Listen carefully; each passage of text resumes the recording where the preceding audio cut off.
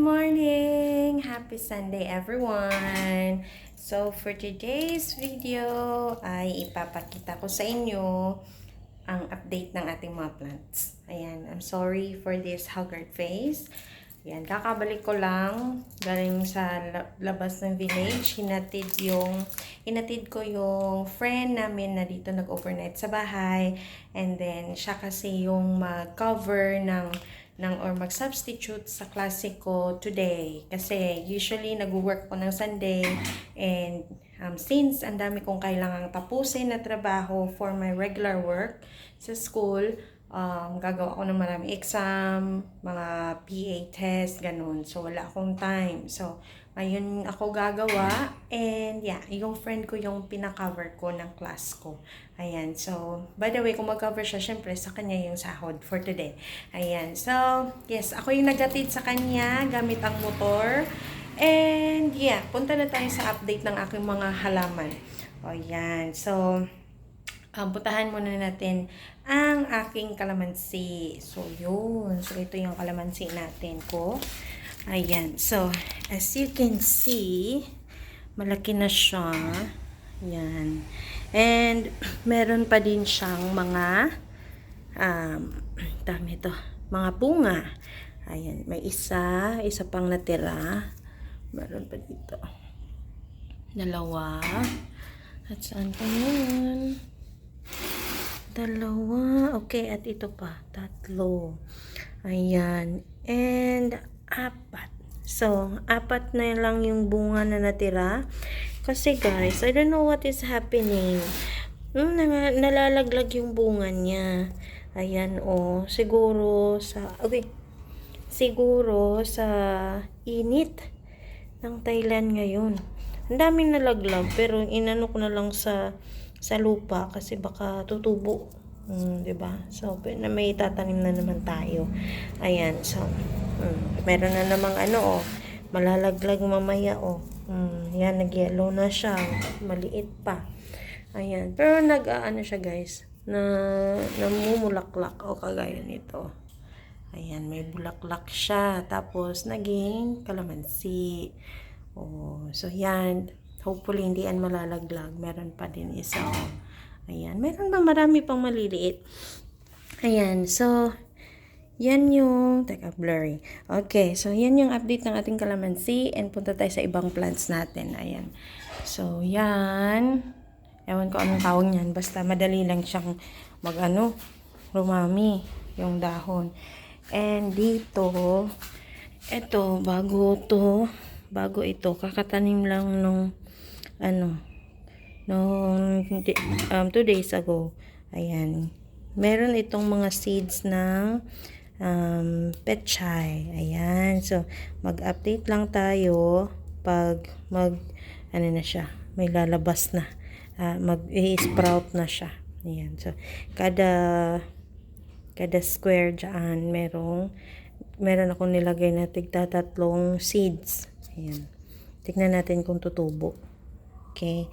And then, dito naman, ito yung, meron kasi kahapon, naghiwa ako ng, kamatis, at saka hinog na siya masyado. So, yung mga buto-buto, kinuha ko, tsaka nilagay ko dito sa, nasa ilalim nito. Ayan. So, patutubuin natin. Kasi, pag tutubo na yan, ganito yung mangyayari. Ayan. Ito yung tinanim ko nung last week. Last week pa yan ha. Pero tumubo na siya. Ganito na siya ngayon. Ayan. Ito yung kamatis natin. Actually, nilagay ko siya dito. Tapos, medyo malaki naman. So, nireplant ko siya. Nilagay ko siya sa sako ng ito yung maliit na bag. Na may lupa. Para medyo malaki na yung tutubuan niya. Ayan. At saka, ito, as you can see, sibuyas lang siya guys. Very funny, no? Kasi, bumili ako ng ulam sa labas. Meron yung sabaw. Tapos, meron siyang free na ganito ba? Yung buo. Yung buo siya ganito. Pero wala na siyang sibuyas na yung root. wala na. Pero ayoko man tong kainin. Gusto ko lang tong isahog sa sana sa fried rice. Kaso hindi pa man ako nag-fried rice. So, nilagay ko siya dito para baka nagbabasakali na baka tutubo siya na magkaroon siya ng roots. O, diba? And ngayon, nakita niyo yung nasa center. O, yan yung sign na successful siya, na may roots siya sa baba na tumutubo na. Kasi bago lang yan, kakatubo lang din yan yung nasa center. O, ito ito, yan, yung bagong sprout niya, yung dahon pala. So, meaning, successful. Diba? And then, ito yung mga ni-replant ko nung mga, 3 weeks ago ata. Ni-replant ko yan siya kasi naglalagay ako ng ganito sa loob ng CR. And, ito, kinuha ko to siya from there. Yan, kasi super sa Bisaya, labong ba? Ayan.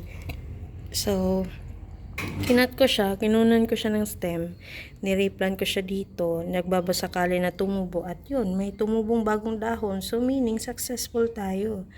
Diba? So, antayin natin siyang dumami yung roots niya, saka natin siya i-replant. Ayan, at ito yung isang plant na puputulin ko to kasi mahaba na, tapos mabigat. Ayan, ito lang iiwan ko, tsaka ayan. And then, ito naman yung alugbati natin. Ito. As you can see, medyo yellow na siya kasi hindi ko na yan gagamitin. Ayan, kinuha ko kasi yung dyan, pero nag-sprout na naman siya. Ayan, kinuha ko to siya, tapos ni-replant, and ayun, tumubo. Ayan, kasi yung dito lang naman yung kakainin natin yan, natin siya sa munggo. Ayan, so dito ko nilalagay for the meantime yung iba. And then, punta tayo sa ginger natin. Ito yung ginger dati na nilagay ko sa maliit na water bottle. Empty water bottle, isa-isa. Kaso medyo malaki na siya. Meron ng malalaking dahon. Ayan. So, nilagay ko siya dito sa malaking galon. Para free yung ginger mismo, yung root na dumami at lumaki dito sa ilalim. Kasi kung maliit lang yung lagayan natin, maliit lang din yung makukuha natin, ma-harvest natin na ginger. So, ito, tignan natin soon kung malalaki yung makukuha. And, yeah. Diba? Swerte. Pero, yan, feeling ko malalaki to soon. Diba? Successful yung mga tinanim natin. Ayan. At saka, ito pa yung mga, ibang halaman. So, that's it lang siguro sa ating update. At ako ay pinagpapawisan na. Ayan. So, tingnan yung mukha. Ayan. So, wala pa akong ligo. Naghilamos lang ako. Ayan. So, it's normal here in Thailand, guys, na pagpawisan ka talaga kahit umaga. Like 7 pa ngayon, no? Pero pinagpapawisan na ako. Kasi nga, mainit. Yan. So, today, I will show you my other updates. Kasi, super busy, guys. Hindi ko kakayanin ngayong araw na magtrabaho sa Sunday work ko, yung extra work ko. Ayan, so, absent muna. Kaya, I asked my friend to cover my class. So, busy si Teacher Marlene.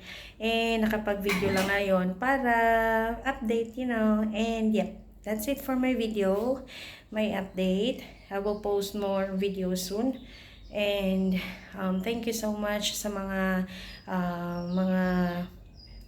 YT friends ko na patuloy na nagsusupport kahit na hindi ako totally like 100% na nakakapagbisita everyday sa channel nila, but I'm trying my best to check them like at a time, like in 1 week at least 2 times. Ayan, so hindi man ako makakapag-stay masyado sa mga live stream, pero I am here always to support, like silent support lang muna. Ayan, so anyway, kung malalaman nyo man na pinapanood ko yung videos ninyo kasi I am leaving my comments sa comment section.